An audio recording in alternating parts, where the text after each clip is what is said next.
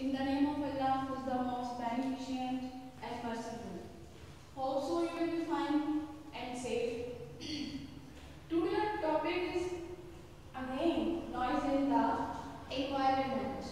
Topic noise in the environment और इसके साथ हम लोग करेंगे इसकी आज exercise glossary with the sentences.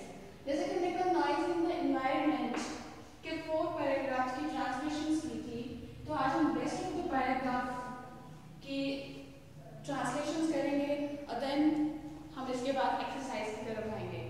तो हम लोग स्टार्ट करते हैं translation of 5th para. Open your books, फिर इसको लें और 5th पैरा की ट्रांसलेशन को स्टार्ट करते हैं. Use of the technology is another cause of noise pollution. अब यहाँ पे थर्ड कॉज आ गई है. हम लोगों ने पहले भी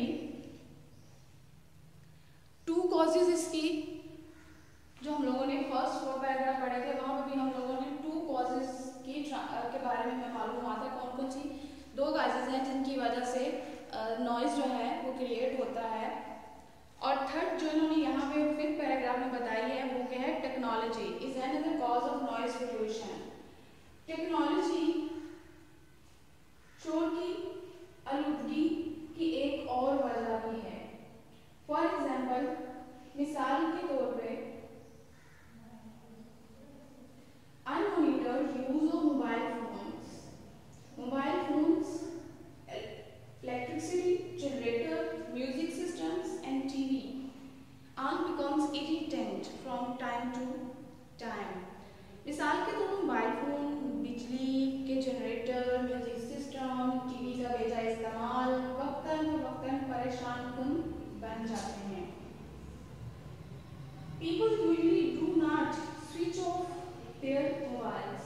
आमतौर पर इसको मोबाइल को ऑफ नहीं करते हैं, बंद नहीं करते हैं और put them on silent modes और ना ही उनको साइलेंट मोड पर रखते हैं. When they enter office, जब ऑफिस में दाखिल होते हैं, हॉस्पिटल में जाते हैं, स्कूल जाते हैं या कॉलेज में जाते हैं. They also use electricity generators excessively in residential areas. और वो रिहायशी इलाकों में भी बिजली के जनरेटर का बहुत ज़्यादा इस्तेमाल करते हैं. Ill and ease. अब क्या होता है, and put other residents ill at ease. It mean जो दूसरे हमारे रिहायशी हैं वो उनकी वजह से परेशान होते हैं, उनको वो बेरामी का शिकार हो जाते हैं. Moreover, ताहम listening to loud music or watching TV on a loud volume is another source of noise pollution. अब एक और रीजंस क्या है, मजीद वाला तेज म्यूजिक का सुनना, टीवी लाउड वॉल्यूम का देखना शोर की वृद्धि का एक और जरिया भी है. For this, इसके लिए people need to develop some strict responsibility so that others may not be in trouble because of these careless actions. अब यहाँ पे लोगों में कुछ शहरी जिम्मेदारी पैदा करने की जरूरत है ताकि दूसरे उनके लापरवाह अफ़आल की वजह से तकलीफ में ना पड़े. Noise pollution. 6th para. Noise pollution not only environmental damage but it also has a negative impact on human health. शोर की आलूदगी ना सिर्फ माहौलियाती नुकसान का बायस बनती है बल्कि ये it also has a negative impact. इतनी इसका मनफी असर किस पे होता है, इंसानी सेहत पे होता है.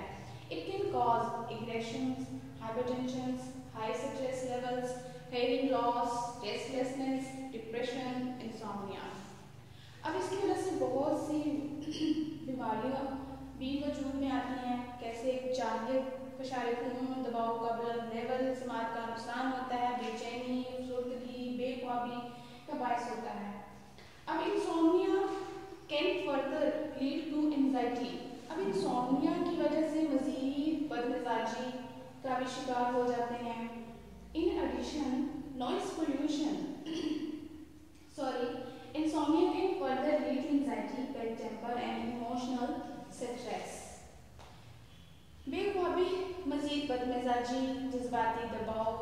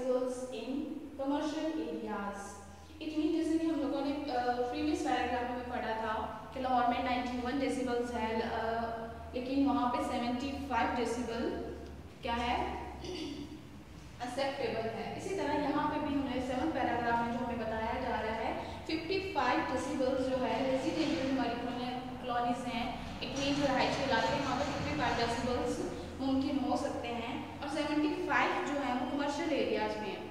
These figures must be strictly enforced by the government। ये जो फिगर्स हैं, ये जो हमें बताए गए हैं 55 और 75, इन आदात हुकूमत को सख्ती से अमल दरामद करवाना चाहिए। फर्दरमोर इसके अलावा the government should ensure smooth traffic flow, block noise emitting vehicles from roads, use noise barriers where are necessary and expedite construction work to minimize noise pollution। अब कहते हैं हुकूमत को और क्या करवाना है, हुकूमत को ट्रैफिक के बिला रुकावट बहाव के लिए नहीं बनाना है, शोर खौच करने वाली गाड़ियों का सड़क पर आना रोक दे, जहां जरूरी हो वहां पे नो आइस बेल्स का इस्तेमाल और शोर की आलूदगी को कम से कम करने के लिए तामीराती कामों में तेजी लाए। इसके अलावा द रेजिडेंशियल सोसाइटीज जो हैं should come forward, frame and enforce rules in their areas to check unnecessary noise producing agent। इसके अलावा सिर्फ हुकूमत की ही रिस्पॉन्सिबिलिटी नहीं है कि नॉइज़ के लेवल को कम किया जाए, ये रेजिडेंट्स जो हैं, रहायशी हैं जो वहाँ के, हम पीपल्स जो हैं उनकी रिस्पॉन्सिबिलिटी भी है कि इसके शोर की आलूदगी के लेवल को कम करें। इसके लिए वो क्या कर सकते हैं, जैसे कि अभी हमने पढ़ा है रहायशी सोसाइटी को भी आगे आना है, जो कवायद और ज़वाबित बनाए गए हैं उन पर अमल दरामद करवाना है, उनकी जाँच पड़ताल करनी है, कौन इन रूल्स को फॉलो करता है और कौन नहीं करता है। इसके अलावा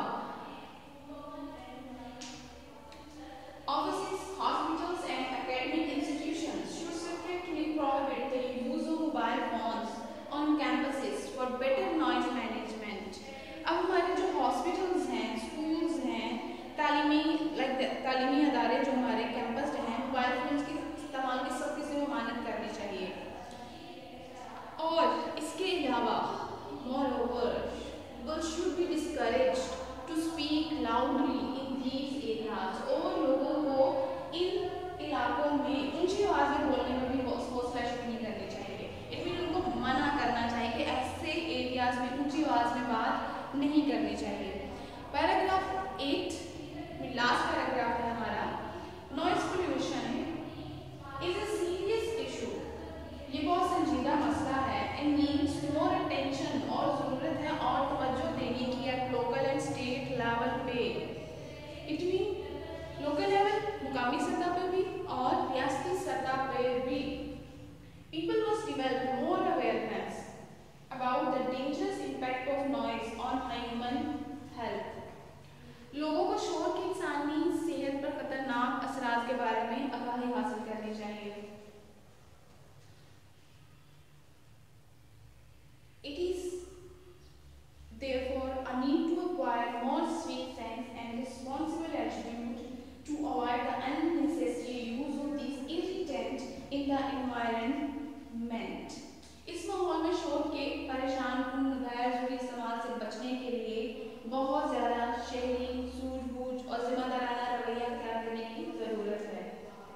Only then, तभी इट मीन जैसे कि हमने ऊपर पढ़ा है कि ज़रूरी है कि वो एक स्विच रिस्पॉन्सिबिलिटी उनके अंदर आनी चाहिए, शहरी एहसास हो उनके अंदर, जिम्मेदाराना रवैया हो अंदर, तभी मुमकिन हो सकेगा कि वो उस नॉइज़ लेवल को कम कर पाए। Only then our country would be a much quieter and much more beautiful place to live in। इसी तरह ही पॉसिबल है कि अगर रूल्स को फॉलो करते हैं अच्छे से तो तभी मुमकिन है कि हमारा पाकिस्तान है, हमारा जो मुल्क है, वो रहने के लिए ज़्यादा पुरसुकून और पुरअमन जगह हो सकती है।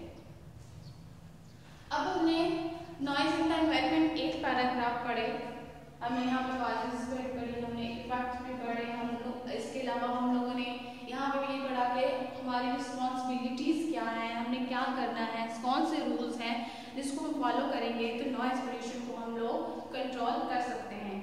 अब हमने सिंपल वर्ड्स में विद इन 2-3 लाइन्स में हम लोग इसको कंज्यूम करते हैं कि इस पूरे लेसन में, पूरे 8 पैराग्राफ में हमें क्या कहा गया है। जो लेसन हमें मिला है जिस वो है अवेयरनेस के बारे में, awareness about the negative impact of noise pollution on human and animal health. It describes the major contributors of noise pollution and how they affect mental and physical health.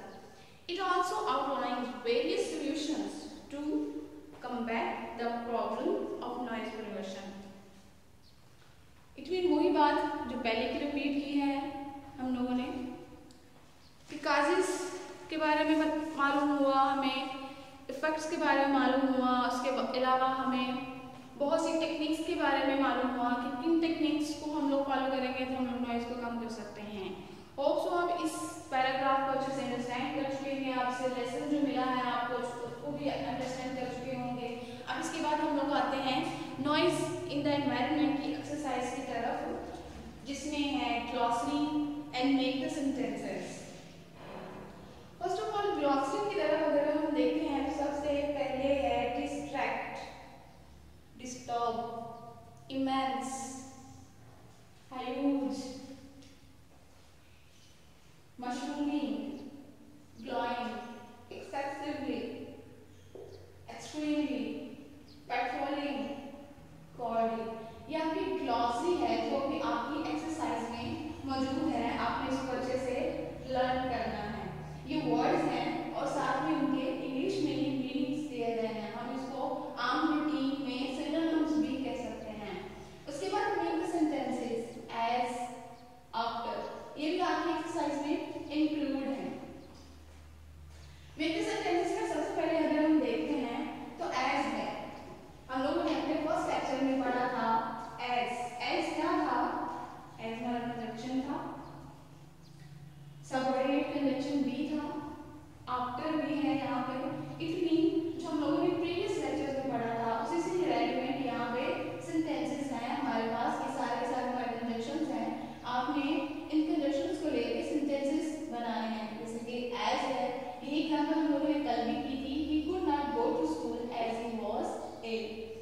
After that, after, I shall call you after I have spoken to her.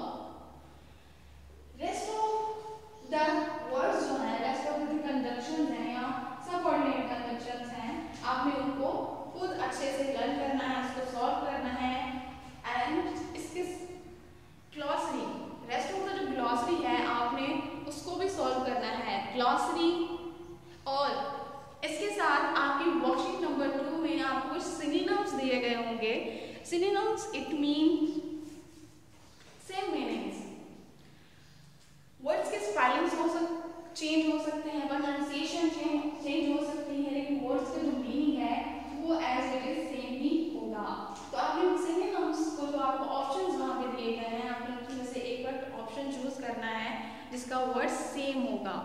May be आपको जो examples दी गई हों वहाँ पे words को underline कर दिया गया होगा, या आपसे पूछा होगा कि इमेंस का मतलब बताएं, mushrooming, what mushroom means, what is the mean of excessively, what is the mean of patrolling। तो वहाँ आपको 4 ऑप्शंस दिए गए होंगे, आपको 4 ऑप्शन में से आपने करेक्ट ऑप्शन जो है वो चूज करना है। आपने ट्रांसलेशन में से मीनिंग, स्पेलिंग, ट्रांसलेशन को अच्छे से याद करना है, ग्लॉसरी लर्न करनी है, सेंटेंसेस को अच्छे से लर्न करना है और इसको अच्छे से याद करके लिखना है। अपनी नोटबुक पे अच्छे से लिखिएगा। होप सो आप अंडरस्टैंड कर चुके होंगे। Stay home, stay safe. Thank you so much.